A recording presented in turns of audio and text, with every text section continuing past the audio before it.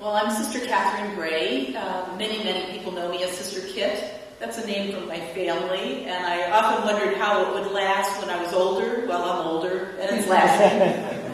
I'm really happy to be here to support this effort to really share how people in different places are bringing their faith to work. And delighted to be in the company of Dan and Kim tonight. Thanks. 20 years I've spent in congregational leadership, and most recently 10 years as the General Superior, or the President of the Sisters of St. Joseph of Orange. And during those 10 years, I was 7 years chair of the board of St. Joseph Health System. So it's faith meets profession in a big way. In these settings, as a person, as a Sister of St. Joseph of Orange, and in those ministries of General Superior and Chair of the Board, every interaction and decision was an opportunity for me to express gospel values and the ideals of the Sisters of St. Joseph. Some things from those years stand out, and some were hits, and some were misses. One is that we had, as a board, made some changes in executive compensation. And they were initially not well received. Not really just because of the numbers, but because we had not developed that program with as much consultation as we espouse and our employees had come to expect. So I held listening session after listening session to hear their disappointment and to get their input and to go back to the board so that we could have a compensation package that was more consistent with our values. We were the object of the very public national campaign by a union. And during 4 years, I had to discern and articulate and listen and meet with people who were telling us that we were not being true to Catholic social teaching or to our own ideals. And we had to maintain our integrity in the midst of that. In another venue, I helped to lead the Sisters of St. Joseph of Orange through the Vatican's Apostolic Visitation, which had some challenging aspects as well.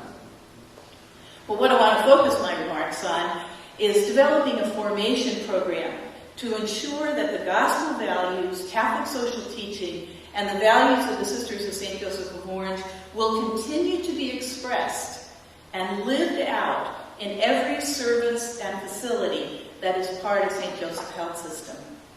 Now that requires just a little bit of history. People tease me all the time that I'm big on context, big on history. But it's really important. St. Joseph Health System began with one hospital in Eureka in 1920. Today, it includes 10 organizations in California and Texas and New Mexico, acute care hospitals, clinics, home health and hospice, 20,000 employees. Currently, all the CEOs are lay men. We've had some lay women CEOs, but just currently they are all lay men, and there are a few sisters at the local facilities. So it's imperative that we think about how to inculcate the values so that they will extend beyond our presence in this Catholic health ministry. So back to that little hospital in Eureka in 1920. That hospital and other hospitals that were acquired over the years was run like a family business. Sister Superior was Sister Administrator. She had the key to the building, controlled the money, and hired the staff. She and the sisters who ministered there made all the decisions. And although others worked with them, we never were the whole staff. Although others worked with them, the sisters really dominated. They were the owners, they were sisters, and often it was their personality as well, and what they brought to the ministry, their commitment. They saw this work as ministry. Healthcare was an expression of the healing ministry of Christ. And a hospital was really a sacrament. It was a sign of Christ's presence in the community. Healthcare was extended to everybody, no matter race, cultural background, ethnicity, religion, or any other criteria. The work was their ministry. In the late 1960s, as many of us, judging by our hair, might remember, the world, religious communities, and healthcare really began to change. Vatican II impacted the lifestyle of religious communities. Lay wards were instituted. Healthcare was changing in terms of buildings, technology, reimbursement, numbers of people to be served, varieties of services to be provided. In the 1970s, fewer women were entering religious communities. Sisters that were there were older, and many of them were doing other ministries. Fewer sister administrators were available. What were we going to do to make sure that our values, our legacy, was in this health system?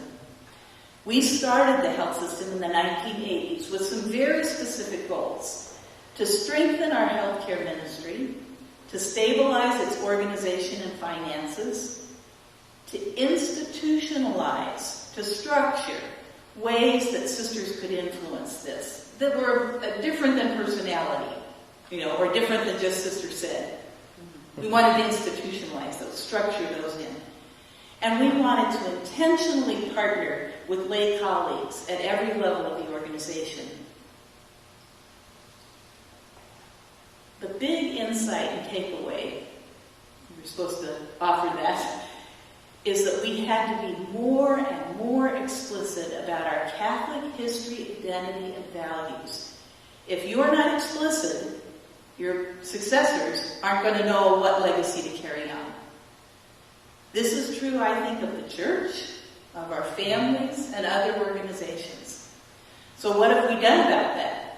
And again, I look at the other speakers. I know that you've articulated values. Very important first step. Our values are dignity, service, excellence, and justice. But they're on the wall. We developed a set of value standards, very specific behaviors. How will we know when people are being treated with dignity? Some of the things you mentioned definitely are those behaviors. But how will we know? How will our managers express that? How will our employees experience it? Value standards. And these specific behaviors helped us to became the basis for the recruitment, the selection, the orientation, and evaluation of everyone associated with St. Joseph Health System. It was the basis for compensation, budget, annual recognition program, development of orientation, training, and formation. So, one of the biggest things that we did in 1998, and here it is, Sisters of St. Joseph, but it's also me, myself, and 3 other people, we developed and piloted a formation program for senior leaders of our health system as a way to pass on the identity and values that we care so much about. The 4 of us, we brought everything about ourselves as Catholics and CSJs and our past ministry experience to the development of that program. It's based on the understanding and the commitment to our shared baptismal call to holiness and service. Sisters are not better than other folks. We are all called to holiness and service. The role of the laity is to be light and leaven in our world. The sense that we're all church, and that here was a huge ministry of the church that now is in the hands of all of us. So the program is explicitly a formation program to help people be ministers of Catholic health care in the tradition of the Sisters of St. Joseph of Orange. I can talk more specifically about that. It's a 12-month program. We build community. We foster prayer and reflection. We provide a lot of input. We ask people to do what we call a mission integration project that brings it home, that makes it practical. The program includes things like theological foundations of Catholic healthcare, tools for self-awareness, ethical decision-making, the social teachings of the church. What's the impact of this program? On individuals, people have consistently said, it's deepened my spirituality. It's deepened their appreciation and commitment to their own faith or their own faith tradition, no matter what it is. You know, in healthcare, we have everything in our employee base. It's given people an increased sense of ownership and responsibility for the mission of St. Joseph Health System. What's the impact on our organization? Over 1,200 employees have participated in the program. Those 1,200 employees have impacted hundreds of others in their units, departments, and services. And then there's a whole series of spin-off programs that have developed because of this. More importantly, we are confident that St. Joseph Health System will continue its mission of extending the healing ministry of Jesus in the tradition of the Sisters of St. Joseph of Orange. So how is this applicable to you? First, I think it's naming, claiming, and sharing your mission values, being explicit how these values are expressed in behaviors, and giving resources to employee formation. This is, I think, one example of where profession meets faith in a concrete way. Thank you.